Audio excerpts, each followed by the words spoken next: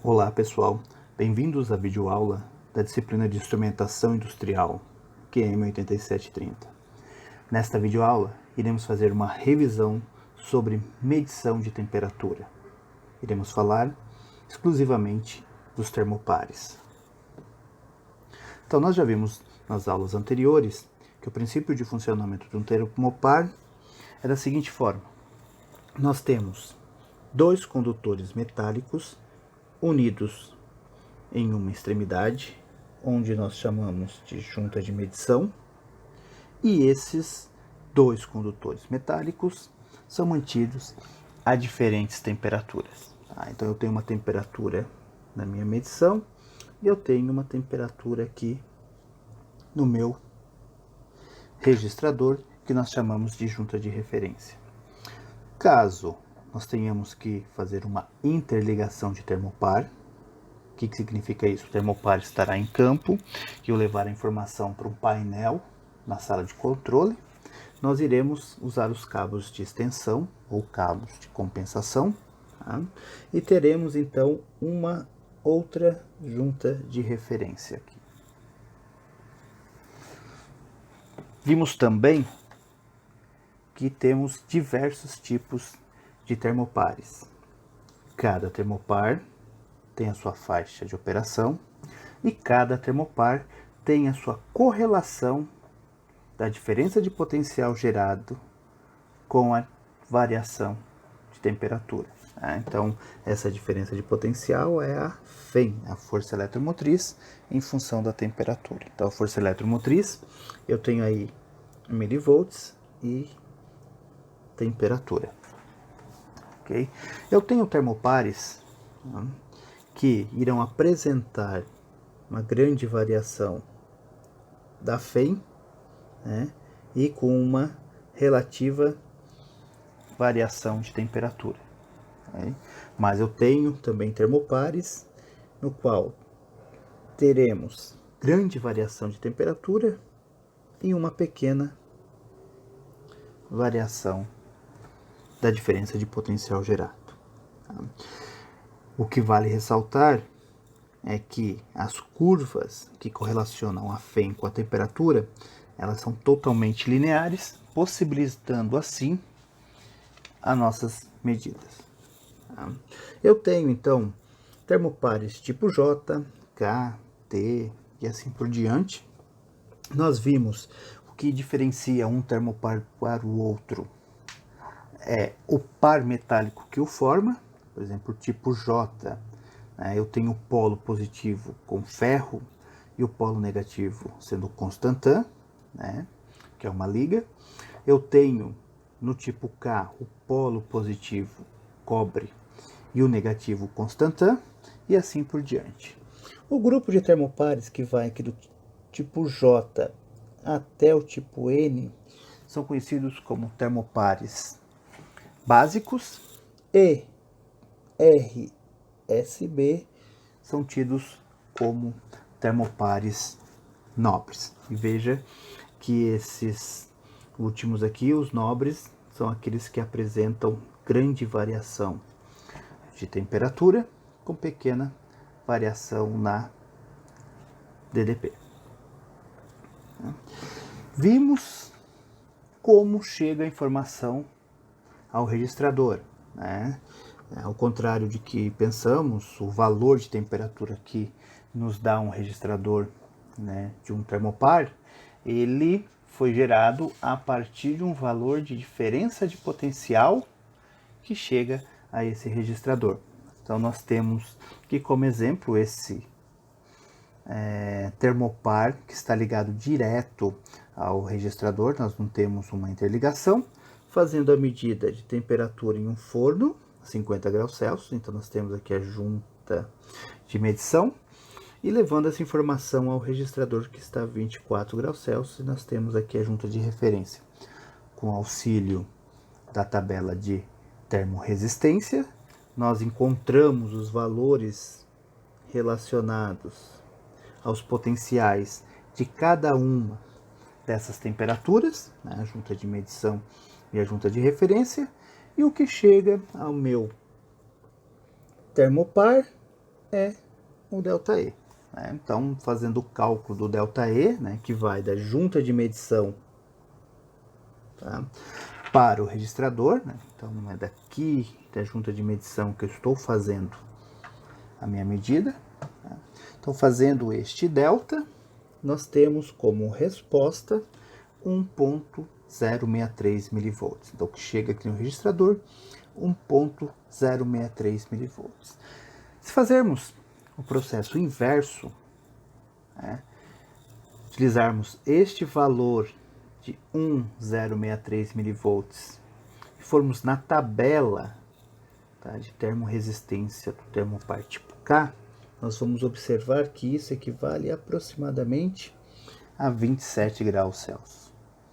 Tá? Então, um erro absoluto de 23 graus Celsius. Isso aconteceu porque nós estamos pegando puramente a informação que chega no registrador. Tá? Então, este cálculo é conhecido como cálculo sem compensação na junta de referência. Mas agora, o que acontece?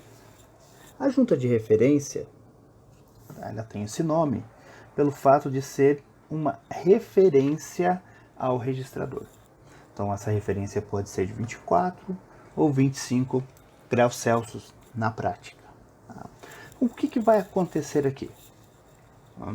O ΔE calculado, né, vai chegar ao registrador e ao registrador é somado o potencial da junta de referência.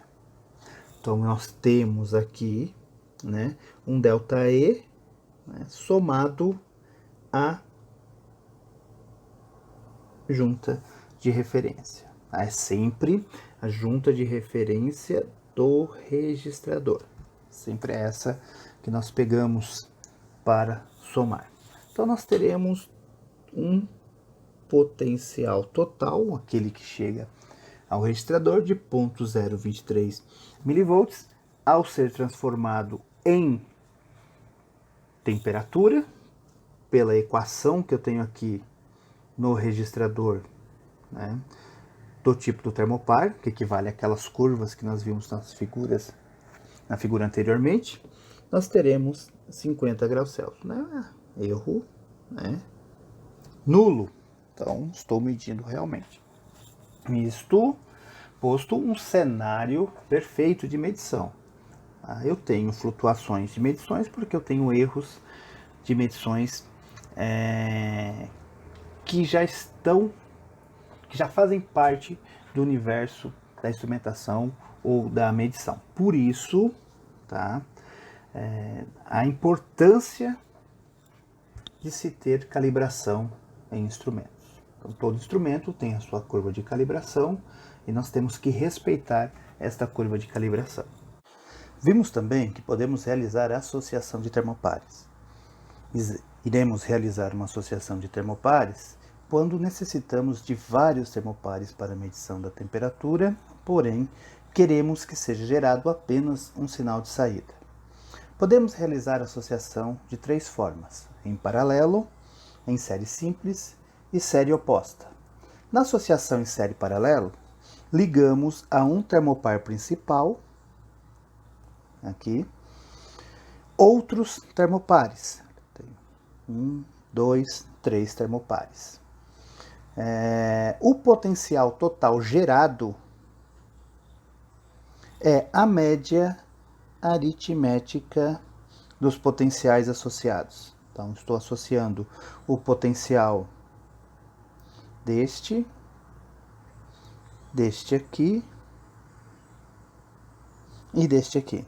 Então, essas três associações me dará, então, o potencial total. Na associação em série simples, teremos uma amplificação do sinal de saída. O potencial total gerado será a soma dos potenciais individuais dos termopares que compõem o sistema de associação. Temos aqui, neste caso, 4 termopares compondo esse sistema. No final, então, 4 vezes essa associação. A associação em série oposta, né, nós iremos fazer quando necessitamos de medidas de temperaturas diferenciais. Então, nós iremos usar dois termopares, iremos fazer uma associação oposta e temos aqui como resposta uma fém oposta representando a diferença de potencial. Já vimos também que podemos ter erros de ligação de termopares, desde a instalação inicial até mesmo em manutenção. Esses erros podem ser de dois tipos, inversão simples e inversão dupla. Para exemplificar estes erros, iremos utilizar um termopar tipo K, onde eu tenho o polo positivo de cobre e o negativo de Constantan, com interligação utilizando o cabo de extensão, ou seja, o material do cabo é o mesmo do termopar. Então nós temos aqui o seguinte, né? Quando eu tenho um erro de inversão simples, o que é feito? A polaridade do termopar é invertida. Né? Nós sabemos que o que chega aqui para o meu registrador é o ΔE1 mais o ΔE2, tendo aqui o E total, ok? Só que para no registrador, o sinal deste primeiro delta, ele vem negativo. Olha o que acontece. O E total menos 19,205 mV. Esse tipo de erro ele é muito comum de acontecer. Só que é o erro de mais fácil detecção. Por quê? Se pegarmos na tabela do termopar tipo K, o menor valor de potencial é menos 6,458 mV, que corresponde a menos 270 graus Celsius. Como chegou a um valor de menos 19, irá acusar um erro no registrador, ou até mesmo uma temperatura negativa sendo medida, fornecendo um valor positivo. Um valor positivo chegando a uma temperatura negativa. Então é o tipo de erro que é de fácil detecção. Já na inversão dupla, o que acontece? Nós invertemos totalmente o cabo de extensão. Então, no termopar, né, o que era cobre passa a ser Constantan, o que era Constantan passa a ser cobre. E da mesma forma, nós temos aqui o ΔE1 e o ΔE2, só que agora eu tenho o ΔE2 como negativo. Fazendo as contas, chegará ao termopar 21,105 mV, ao registrador, desculpe. Isso nos dará 511 graus Celsius, um erro absoluto de 27 graus Celsius, já com compensação na junta de referência. O que vai acontecer? Tá? O operador, o instrumentista, ou até mesmo o engenheiro do processo, vai achar que esse termopar está descalibrado, tá bom? E irá então pedir para fazer a calibração. Tá? Acontece com frequência esse tipo de ligação, tá? Só que é muito difícil de detectar, tá? Por quê? Porque é um valor próximo do valor real e isso irá acarretar, né, numa desconfiança do próprio sensor ou até mesmo num erro de calibração sendo assumido para este caso.